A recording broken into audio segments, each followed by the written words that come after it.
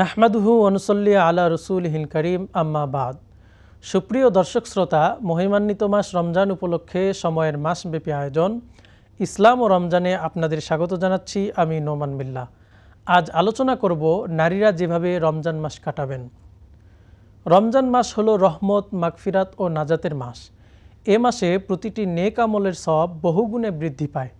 নারীদের জন্য রমজান আত্মশুদ্ধি, ইবাদত বন্দেগী ও পারিবারিক দায়িত্ব পালনের এক অনন্য সুযোগ। মহানবী সাল্লাল্লাহু আলাইহি ওয়াসাল্লামের স্ত্রীগণ ও নারী সাহাবীরা রমজানে যেভাবে জীবন পরিচালনা করতেন তা আজও মুসলিম নারীদের জন্য অনুসরণযোগ্য। তাই রমজানের সময়টাকে সর্বোচ্চ কাজে লাগিয়ে ইবাদতে মনোযোগী হওয়া জরুরি।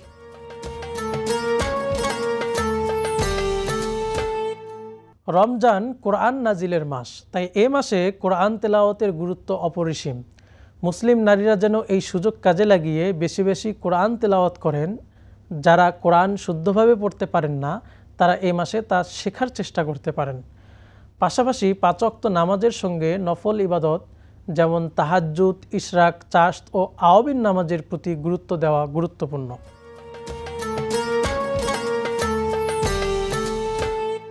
রমজানে নারীদের চালচলন, কথাবার্তা ও আচরণ সংযত রাখা গুরুত্বপূর্ণ। পরচর্চা, গীবত, অনর্থক কথা বলা বা অহেতুক সময় নষ্ট করা রোজার মূল শিক্ষা ব্যাহত করতে পারে। মহানবী সাল্লাল্লাহু আলাইহি ওয়াসাল্লাম বলেছেন, যে ব্যক্তি মিথ্যা কথা ও খারাপ কাজ পরিত্যাগ করতে পারল না, তার না খেয়ে থাকা আল্লাহ তাআলার কাছে মূল্যহীন। তাই রমজানে বাক সংযম ও ভালো আচরণ চর্চা করা জরুরি। রমজানে পরিবারের সবার ইবাদতে উৎসাহ দেয়া নারীদের গুরুত্বপূর্ণ দায়িত্ব। মহানবী সাল্লাল্লাহু আলাইহি ওয়াসাল্লাম রমজানের শেষ দশকে তার পরিবারকে ইবাদতে মনোযোগী হতে উদ্বুদ্ধ করতেন। তাই নারীদের উচিত পরিবারের সদস্যদের কোরআন তেলাওয়াত, দোয়া মোনাজাতে উদ্বুদ্ধ করা এবং বিশেষ করে সন্তানদের ইসলামের মৌলিক শিক্ষা দিতে মনোযোগী হওয়া।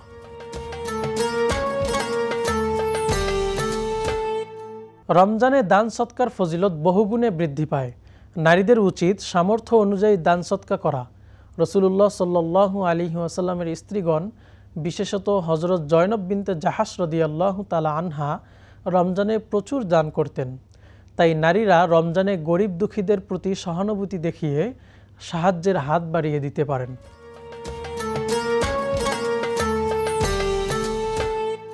রমজানের সংসারের কাজ ও ইবাদতের মধ্যে ভারসাম্য রাখা অত্যন্ত জরুরি।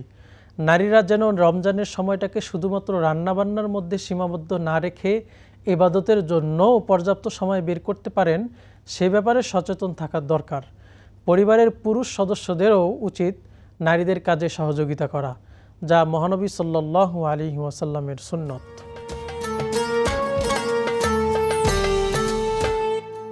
রমজানের শেষ দশকে ইতিকাফ করা অত্যন্ত গুরুত্বপূর্ণ একটি ইবাদত। মহানবী সাল্লাল্লাহু আলাইহি ওয়াসাল্লামের স্ত্রীগণও ইতিকাফ করতেন। নারীরা ঘরের নির্দিষ্ট স্থানে পর্দা মেনে ইতিকাফ করতে পারেন। এছাড়া লাইলাতুল কদরের ফজিলত লাভের জন্য শেষ দশকের রাতগুলো ইবাদতে কাটানো উচিত। রমজান শুধু না খেয়ে থাকার মাস নয়, এটি আত্মশুদ্ধির মাস। মুসলিম নারীরা যদি এই মাসকে যথাযথভাবে কাজে লাগাতে পারেন, তাহলে তারা নিজেকে শুদ্ধ করার পাশাপাশি পরিবার ও সমাজেও ইতিবাচক পরিবর্তন আনতে পারেন। মহানবী সাল্লাল্লাহু আলাইহি ওয়াসাল্লামের স্ত্রীগণের জীবন থেকে শিক্ষা নিয়ে রমজান কাটালে নারীরা রোজার পূর্ণ ফজিলত ও বরকত লাভ করতে সক্ষম হবেন। আল্লাহ আমাদের সবাইকে রমজানের যথাযথ মূল্যায়ন করার তৌফিক দান করুন।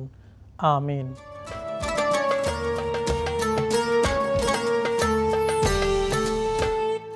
প্রিয় সুধী, রমজানের রোজা সঠিকভাবে পালনের জন্য রমজান সম্পর্কিত গুরুত্বপূর্ণ মাসাইল জানা জরুরি। তাই এ সংক্রান্ত দুটি মাসালা এখানে উপস্থাপন করছি। একজন জানতে চেয়েছেন, কেমোথেরাপি দিলে কি রোজা ভঙ্গ হবে?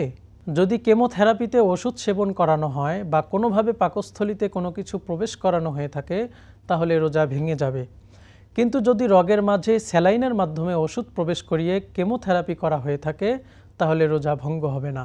আরেকজন জানতে চেয়েছেন, রোজা রেখে রেস্তোরাঁয় যারা রোজা রাখে না তাদের খাওয়ানোর হুকুম কি? অন্য কোনো কাজের সুযোগ থাকা অবস্থায় এ কাজ করা জায়েজ হবে না, কারণ রোজা শুধু ফরজ বিধানই নয়, বরং এটা ইসলামের একটি প্রতীক, যাকে সম্মান করা প্রতিটি মুসলমানের জন্য আবশ্যক। তাই প্রকাশ্যে সেই ফরজ বিধান লঙ্ঘন করতে সহযোগিতা করা মুসলমানদের জন্য বৈধ নয়। তবে যদি এই কাজ ছাড়া আর কোনো কাজ না থাকে, তাহলে এই কাজের প্রতি মন থেকে অপছন্দ করার সাথে করলে আশা করি গুনাহ হবে না, পারিশ্রমিক গ্রহণও জায়েজ হবে। প্রিয় দর্শক শ্রোতা, রমজান মাস জুড়ে সময়ের নিয়মিত আয়োজন ইসলাম ও রমজানের সঙ্গে থাকার জন্য সবাইকে ধন্যবাদ। পরবর্তী পর্বের আমন্ত্রণ জানিয়ে এখানেই শেষ করছি। আসসালামু আলাইকুম ওয়া রাহমাতুল্লাহি ওয়া বারাকাতুহু।